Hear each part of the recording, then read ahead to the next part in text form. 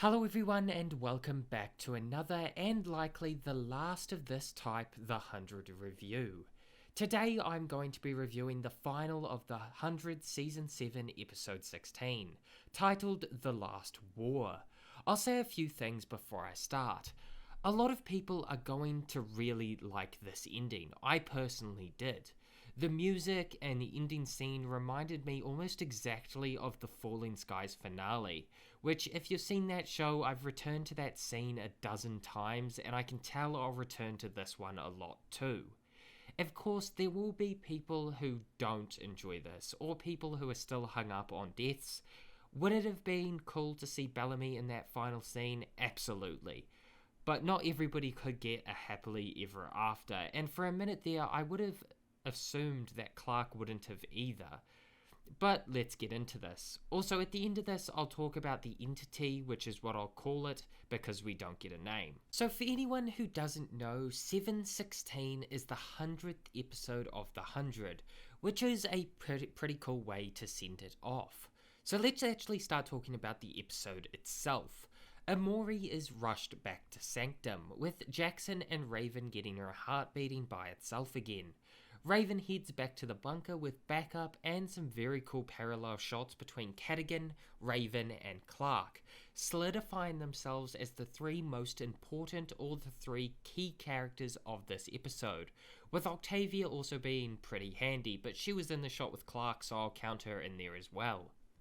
I also really like the scene where Clark goes full one-header on about a dozen disciples, with Octavia picking up a sword for the first time in a long while, which I believe she never actually uses in this episode, except to call for peace, which is a cool touch.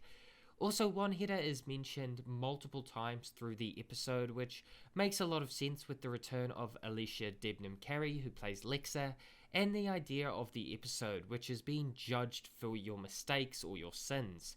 And since Clark's title is the Commander of Death, that isn't really a great start. So we see Cadigan meeting with the entity. Some people are calling it the Judge, which, yeah, makes sense. I'm calling it the entity for my own purposes. Firstly, it reminds me of the cosmic entity from Supernatural. And yes, it does call itself the Judge, but I think that's its occupation, not its name. So I'm going with entity.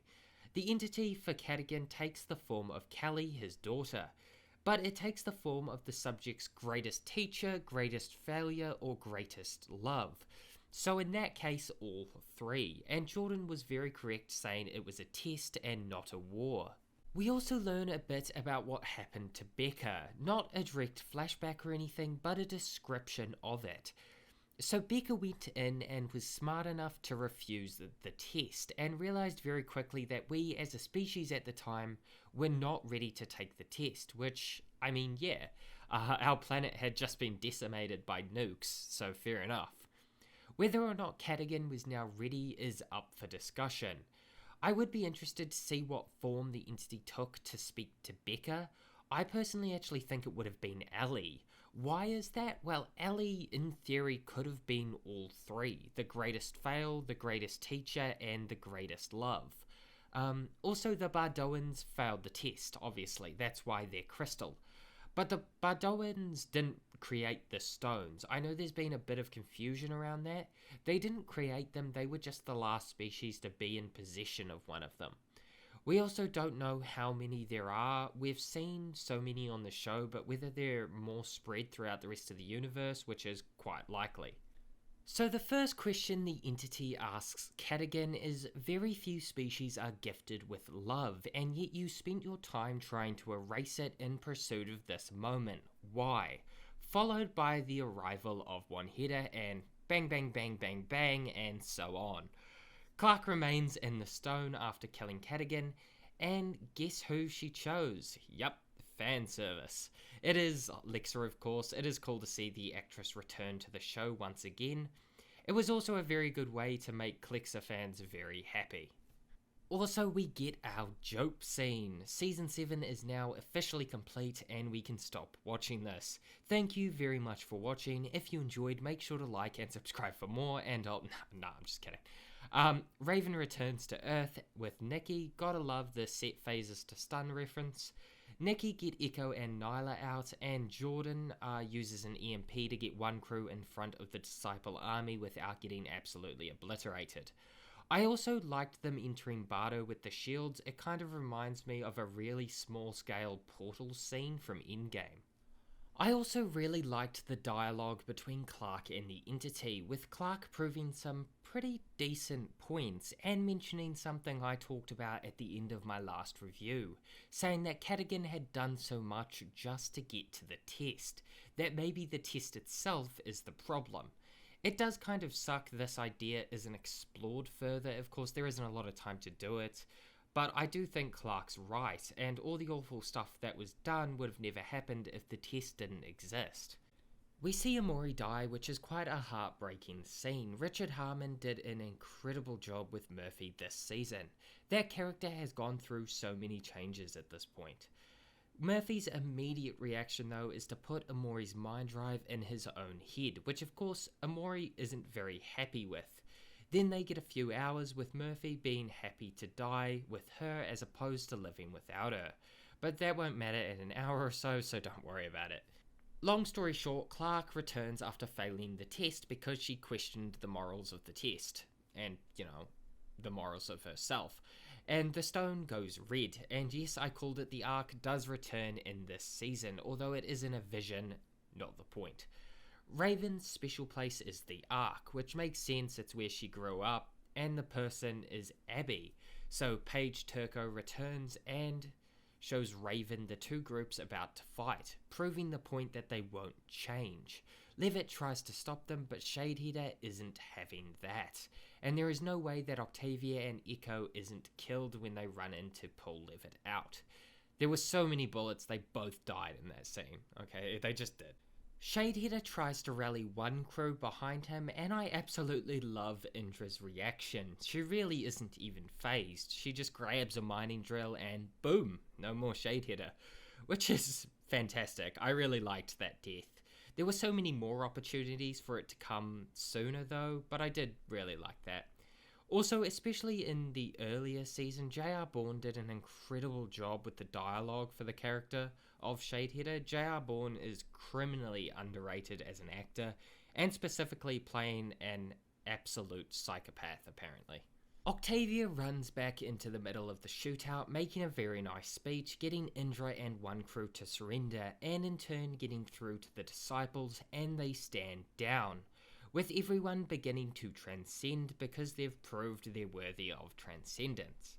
Clark spends a few moments with Maddie and convinces her to accept transcendence, and everyone in the human race, with the exception of Clark, transcends, leaving her alone with her returning to Earth, with Doggo Picasso until he runs off and she's all alone. They did a really good job at trying to convince us she'd be alone forever, but the entity returns explaining that she cannot transcend as punishment for being the only subject of a species in the entire universe since the creation of the universe that killed someone while they were taking the test. It turns out that once you transcend, you do have the option to stay or you can return.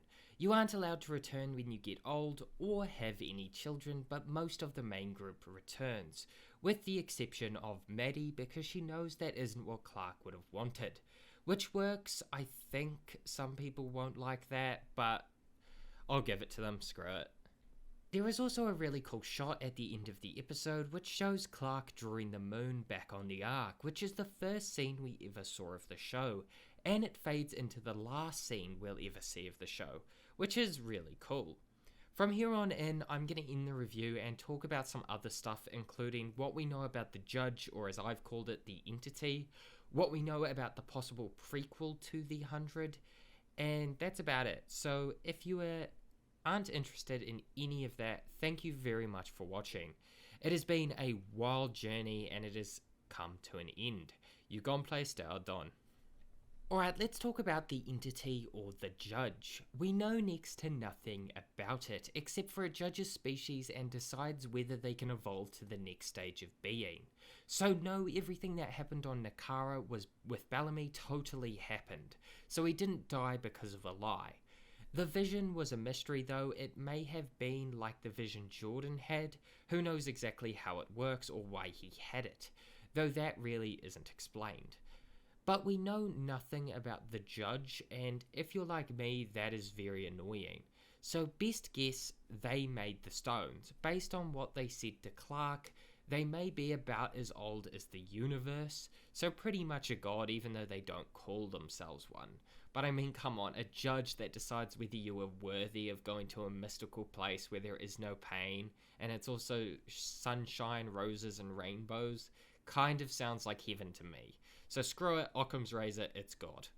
But in all seriousness, on to the prequel. Nothing has been strictly said yet, but we got an update from Rothenberg a few days ago, basically saying that it hasn't been greenlit, but it hasn't been turned down. So it's basically still got a pulse. So still a good change. Anyway, guys, thank you very much for watching over these last couple years. If you enjoyed, make sure to subscribe. I will be releasing an update version of the complete The 100 timeline over the next week or so keep an eye out for that. And until next time, maybe also nahit chodo op time.